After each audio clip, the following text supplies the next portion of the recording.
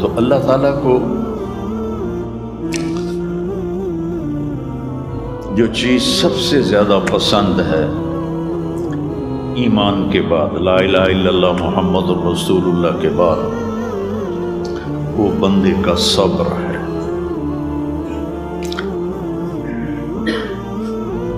وَلَنَبْلُوَنَّكُمْ بِشَيْءٍ، تھوڑا سا، من الخوف والجوع، بھوک، ونقص من الاموال والانفس، مال اور جان میں کمی، پھر کیا ہے؟ والثمرات، اور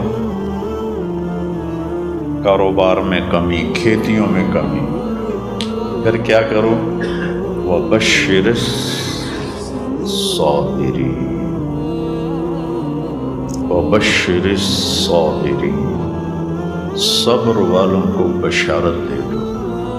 اولئک علیہم صلوات، ان کو اللہ شاباش دے رہا ہے۔ صلوات کا ترجمہ میں کرتا ہوں شاباش، کہ اللہ کہہ رہا ہے شاباش، واہ واہ، کیا کہنے، ورحمہ، اور رحمت بھیج رہا ہے۔ وَأُولَئِكَ هُمُ الْمُهْتَدُونَ، اور یہی ہیں ہدایت یافتہ۔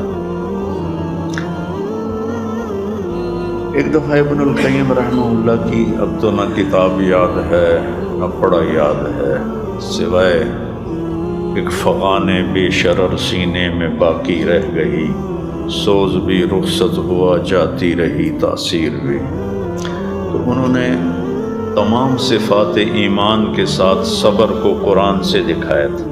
ایمان کے ساتھ صبر، نماز کے ساتھ صبر، روزے کے ساتھ صبر، ذکر کے ساتھ صبر، جہاد کے ساتھ صبر، انفاق کے ساتھ صبر، تبلیغ کے ساتھ صبر، ہر چیز کے ساتھ صبر صبر صبر صبر صبر۔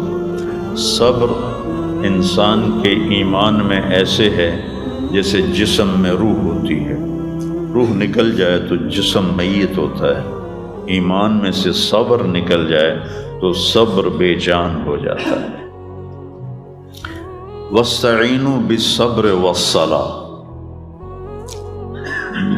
مجھ سے مدد طلب کرو صبر اور نماز سے۔ پھر آگے کہا اِنَّ اللَّهَ مَعَ الصَّابِرِينَ، میں نمازیوں کے ساتھ نہیں، میں صبر والوں کے ساتھ۔